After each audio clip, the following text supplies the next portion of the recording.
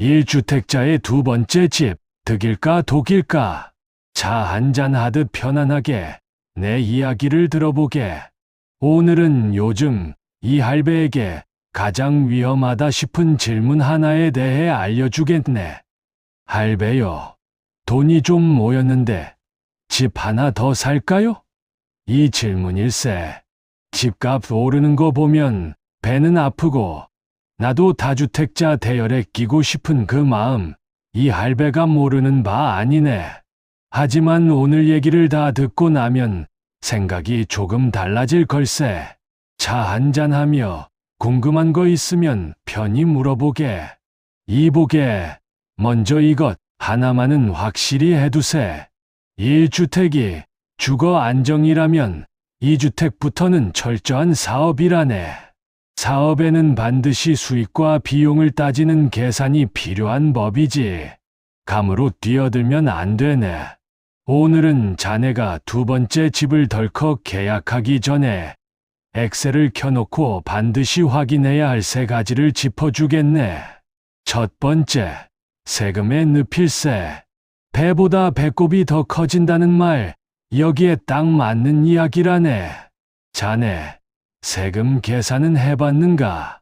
집을 사는 순간부터 나라와 동업을 시작하는 것이라네.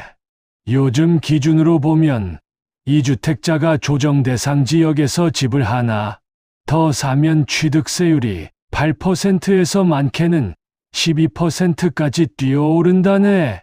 쉽게 말해 5억짜리 집을 하나 더 산다면 취득세만 4천만 원에서 6천만 원까지 날아갈 수 있다는 뜻일세. 이게 끝이 아닐세.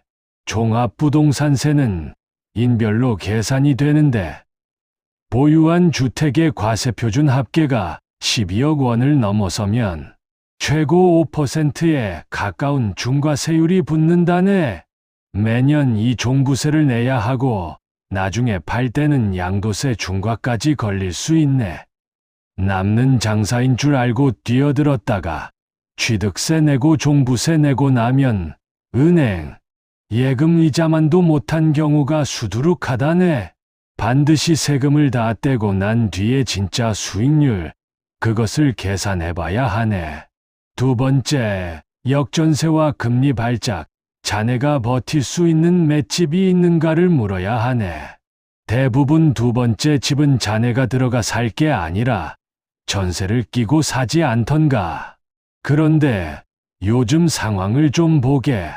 서울의 입주 물량이 올해 4만 2천 가구에서 내년에는 2만 9천 가구 수준으로 줄어든다네. 무려 31% 넘게 급감하는 것이지. 이렇게만 보면 전세가 오를 것 같지 않은가. 실제로 2026년 서울 전세 상승률은 내점대 후반까지 예상된다는 분석이 나와 있네. 하지만 이보게, 여기서 착각하면 안 되는 것이 있네. 지역과 단지에 따라 흐름이 완전히 다르다는 것일세. 강남 3구처럼 절대가가 높은 곳은 전세가율이 오히려 50% 아래로 낮은 경우가 많고, 반대로 공급이 몰리는 지역은 일시적으로 전세가가 뚝뚝 떨어지는 역전세가 터질 수 있다네. 특히 전세가율이 80%를 넘어서는 매물은 집값이 조금만 흔들려도 강통전세로 이어질 수 있는 위험한 구간이라는 것 반드시 기억해두게.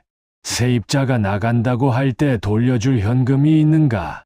아니면 추가로 대출을 받을 여력이 있는가? 이걸 스스로에게 물어보게. 부동산은 주식과 달리 환금성이 떨어지는 무거운 자산이라네. 급하다고 해서 하루아침에 팔아 현금을 마련할 수 있는 자산이 아니라는 말일세. 자네의 월급과 여유 자금으로 이 현금 흐름에 구멍을 메울 수 없다면 그것은 투자가 아니라 도박에 가깝다네. 세 번째, 기회비용일세. 이것이 사실 오늘 이야기에서 가장 중요한 대목이라네. 이보게, 왜 자네 자산의 100%를 대한민국 부동산에만 몰아넣으려 하는가? 이미 자네는 첫 집을 통해 대한민국 부동산 시장에 충분히 발을 담그고 있네. 자산의 덩치를 더 키우고 싶다면 이제는 분산을 고민해야 할 때일세. 두 번째 집에 묶일 수억 원의 돈이 있다면 그 돈으로 세금 혜택이 잘 갖춰진 절세 계좌를 통해 미국 S&P 500 같은 ETF를 꾸준히 모아갈 수도 있고, 앞으로 다가올 미래의 화폐라 불리는 비트코인에 나누어 투자하며 글로벌 자산의 흐름에 함께 올라탈 수도 있다네.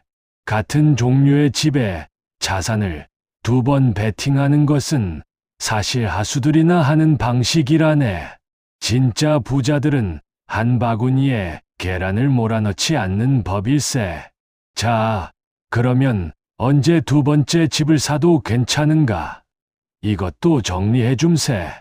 먼저 취득세와 종부세, 양도세까지 다 떼고 남는 세후 수익률을 계산했을 때도 충분히 남는 장사인가? 둘째, 역전세가 터지고 전세금을 돌려줘야 하는 최악의 상황이 와도 내 현금과 대출 여력으로 감당할 수 있는가?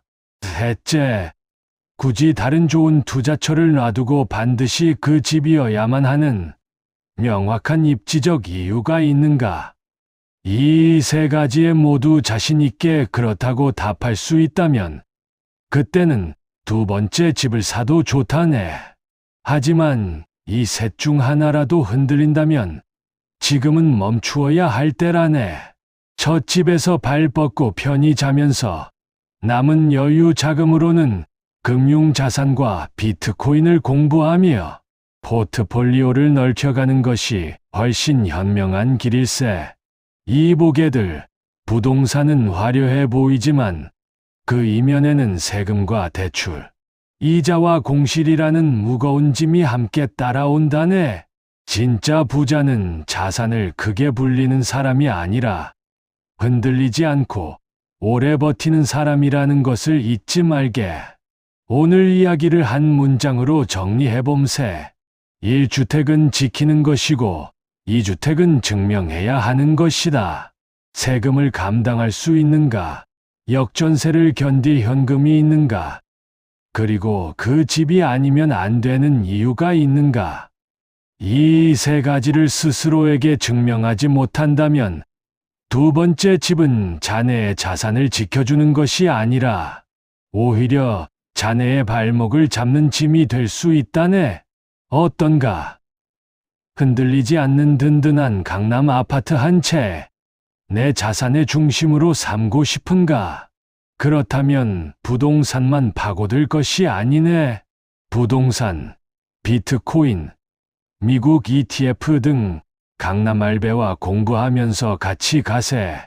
구독하고 찬찬히 영상들 살펴보게.